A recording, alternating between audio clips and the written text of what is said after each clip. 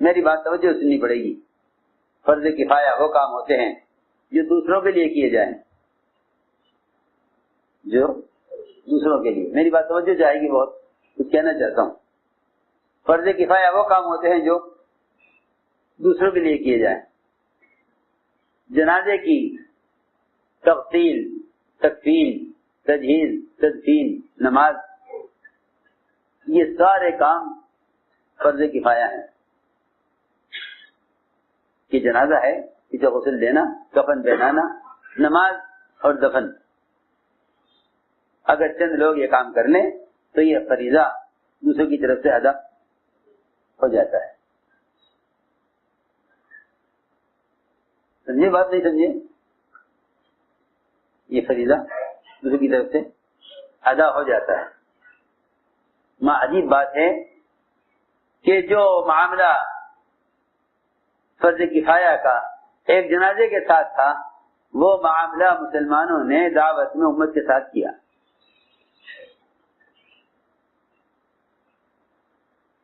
وہ معاملہ مسلمانوں نے امت کے ساتھ کیا. جو معاملہ فرض کفایہ کا ایک جنازے کے لیے تھا, میں جو کہہ رہا ہوں اسے غور سے سمجھنا پڑے گا.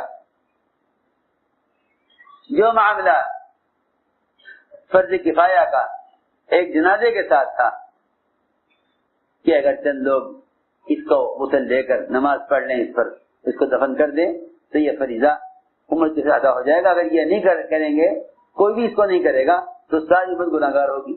یہ فرض کفایہ کی تعریف ہے. یہ ساری امت گناہگار ہوگی.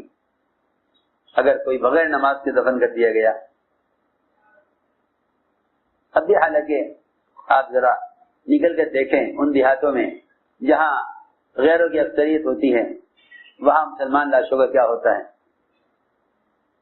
آج کل کی حالت خبریں یہی ہیں, مسلمان کو جلا دیا یا غیروں کے طریقوں پر اس کو دفن کر دیا. ایسے گاؤں دیہات بے شمار ہیں جہاں مسلمان کی نماز جنازہ نہیں ہوتی.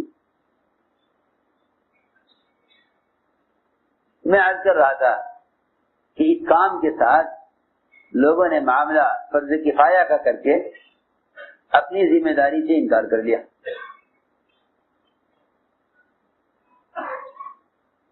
کہ بھئی اس نے دعوت دے دی ہوگی, اگر ہم نے نہیں دی تو کیا بات ہے,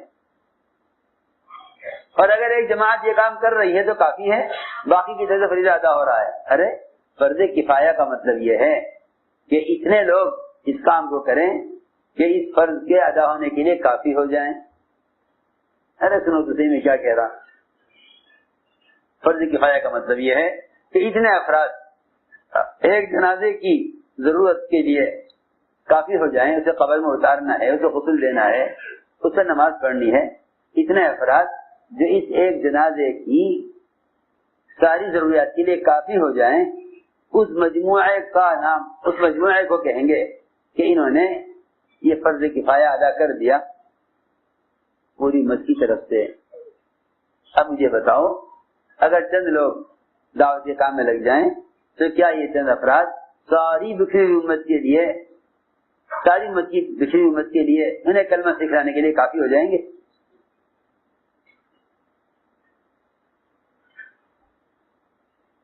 فرض کفایہ تو یہی ہوا, فرض کفایہ تو یہی ہوا کہ اتنے افراد اس کام کو کر لیں جو اس فرض کے ادائیگی کے لیے کافی ہو جائیں.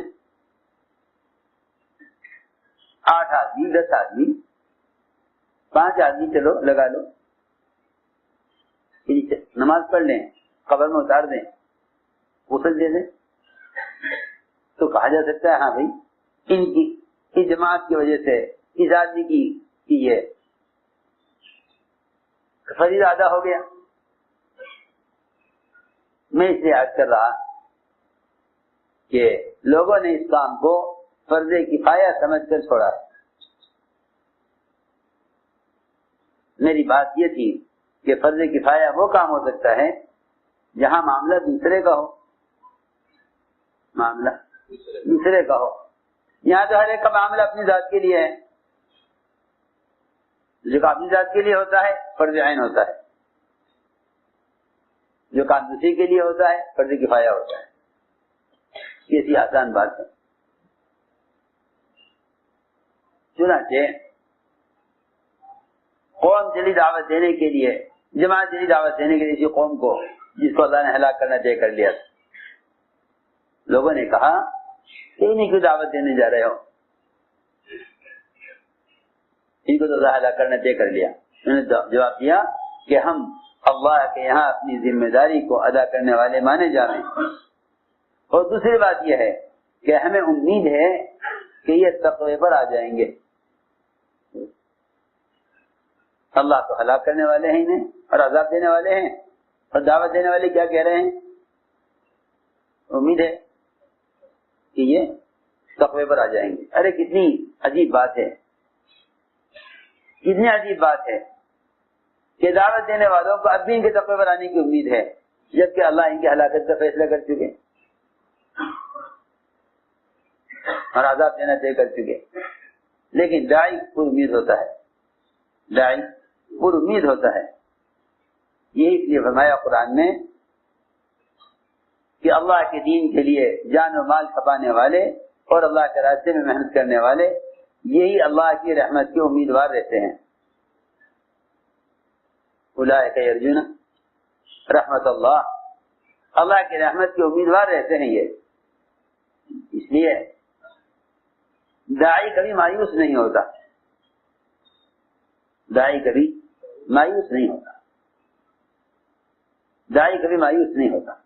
وہ لوگ کام چھوڑ کر بیٹھ جاتے ہیں، وہ لوگ کام چھوڑ کر بیٹھ جاتے ہیں جو کام کرتے نہیں ہیں، وہ مایوس ہو جاتے ہیں، وہ اصلاح سے مایوس ہو جاتے ہیں.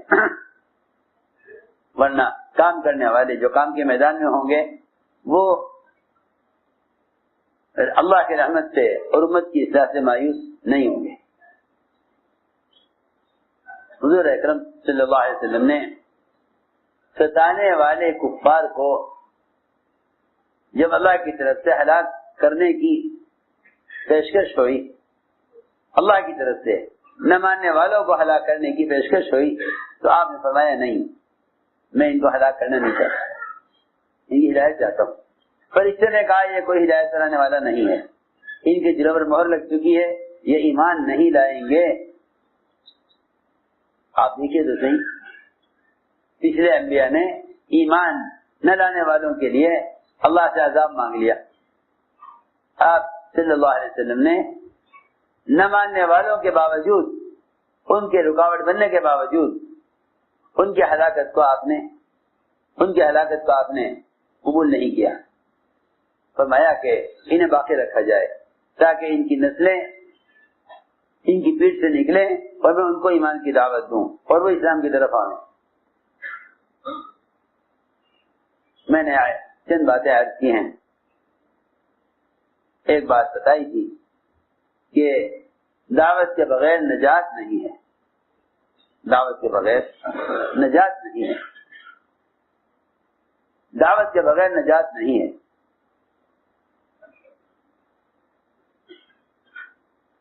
کہ دعوت کے بغیر نجات نہیں ہے. جب یہ لوگ گئے دعوت دینے کے لیے تو انہوں نے ان کی بات کا انکار کیا اور ان کی دعوت کو قبول نہیں کیا. قرآن میں ہے فَلَمَّا نَسُوا مَا ذُكِّرُوا بِهِ أَنجَيْنَا الَّذِينَ يَنْهَوْنَ عَنِ السُّوءِ. یہ بھی نے بات نہ سنی، بات نہ مانی تو ہم نے دعوت دینے والوں کو نجات دے دی. ہم نے دعوت دینے والوں کو نجات دے دی. یہ قرآن اسی طرح کہہ رہا فَلَمَّا نَسُوا مَا ذُكِّرُوا بِهِ أَنجَيْنَا الَّذِينَ يَنْهَوْنَ عَنِ السُّوءِ، کہ ہم نے نجات دی ان لوگوں کو یہ دوسروں کو برائی سے روکا کرتے تھے، ہم نے ان کو نجات دے دی. میرے دوستوں عزیزوں،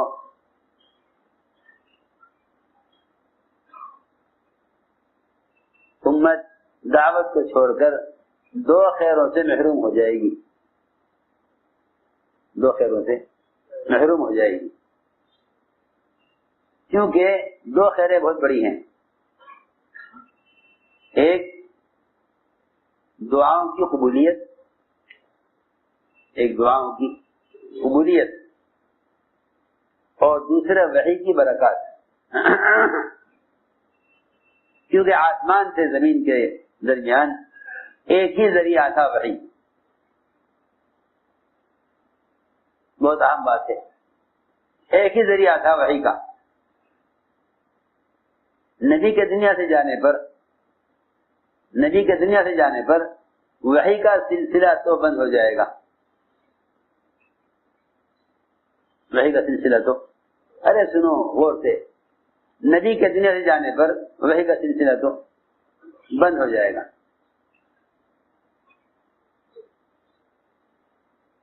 لیکن وحی کی برکات بند نہیں ہوں گی. ارے سنو کتنی بڑی بات ہے. وحی پر ایک اس کی برکتیں، وحی اور ایک اس کی برکتیں.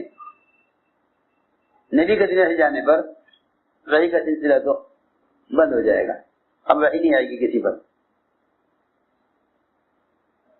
ام ایمن رضی اللہ عنہا یہ رونے لگی آپ کی وفات کے بعد. لوگوں نے تسلی دی ام ایمن کو، اور یہ کہا کہ آپ روئیں مت، آپ اس پر غور کریں کہ اللہ تعالیٰ کے یہاں حضور اکرم صلی اللہ علیہ وسلم کے لیے کیا نعمتیں ہیں، کیا اجر ہے، کیا درجہ ہے، کیسی آپ کی جنت ہے. ام ایمن نے کہا کہ میں اس پر نہیں رو رہی کہ آپ دنیا سے چلے گئے، میں اس پر نہیں رو رہی کہ آپ دنیا سے چلے گئے، میں آپ کی وفات سے نہیں رو رہی. ام ایمن نے جواب دیا صحابہ کو کہ میں حضور اکرم صلی اللہ علیہ وسلم کی وفات کی وجہ سے نہیں رو رہی، کیونکہ وفات تو آپ کی ہونی تھی. آپ بشر ہیں، انسان ہیں، آپ بشر ہیں، انسان ہیں، آپ کو دنیا سے جانا ہی تھا. میں اس پر نہیں رو رہی کہ آپ دنیا سے چلے گئے، میں اس پر رو رہی ہوں کہ وحی کی برکت منقطع ہو گئی.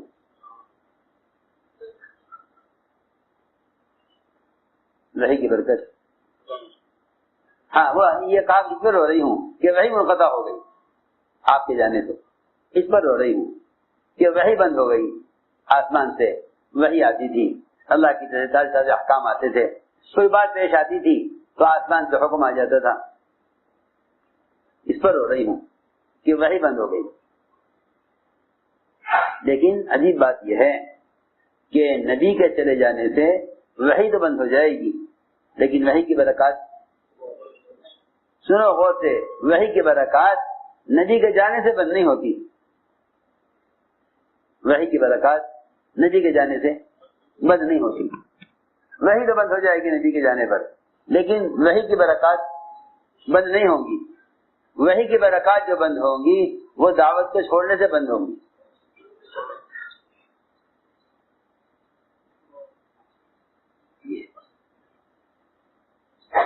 وحی کی برکات جو بند ہوں گی وہ دعوت کو چھوڑنے.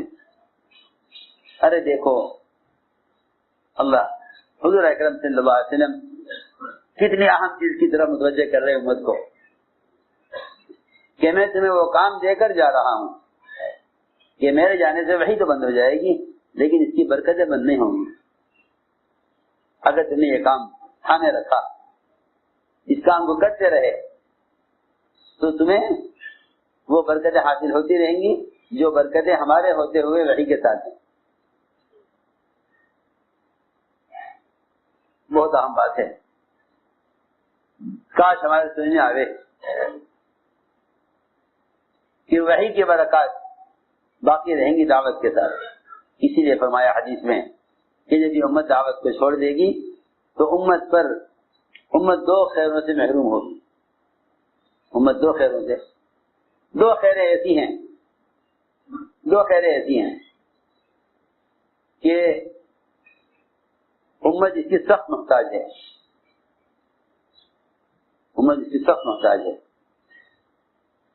ایک کا تعلق آسمان سے ہے زمین کی طرف، ایک کا تعلق زمین سے ہے آسمان کی طرف.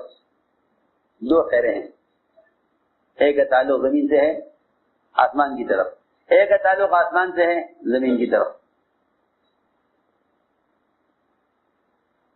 یہ دو خیریں کیا ہیں؟ ایک کا تعلق زمین سے آسمان کی طرف، ایک کا آسمان سے زمین کی طرف.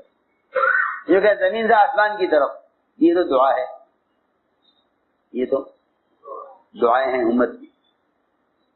زمین سے آسمان کی طرف یہ تو امت کی دعائیں ہیں، اور آسمان سے زمین کی طرف یہ وحی کی خیر، یہ وحی کی خیرات ہیں. ارے سنو تو صحیح، جب یہ امت دعوت کو چھوڑ دے گی تو ان دونوں خیروں سے محروم کی جائے گی.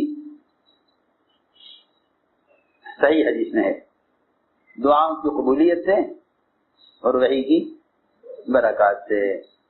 یہ اس حدیث کو سمجھانے کے لیے میں نے پوری بات عرض کی ہے کہ آپ کی وفات سے وحی تو منقطع ہو جائے گی، لیکن آپ کی وفات کے بعد وحی کی برکات منقطع نہیں ہوں گی اگر دعوت میں لگے رہے. دعوت چھوڑ دو گے تو پھر دو خیروں سے محرومی ہو جائے گی. ایک خیر آسمان زمین کی طرف یعنی وحی کی برکات، اور دوسری خیر زمین سے آسمان کی طرف یعنی دعائیں. ان دو خیروں سے محروم ہو جائے گی، دعا کی قبولیت سے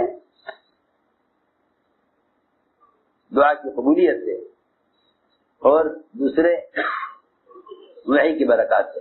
صحیح حدیث ہے کہ یہ امت بلائی کو حکم کرنا چھوڑ دے گی، برائی سے روکنا چھوڑ دے گی، تو اس کی یہ دعائیں مانگیں گے، ان کی دعائیں قبول نہ ہوں گی. یہ نیک لوگوں سے دعا کرائیں گے، نیک لوگوں کی دعائیں ان کے ہاتھ میں قبول نہ ہوں گی.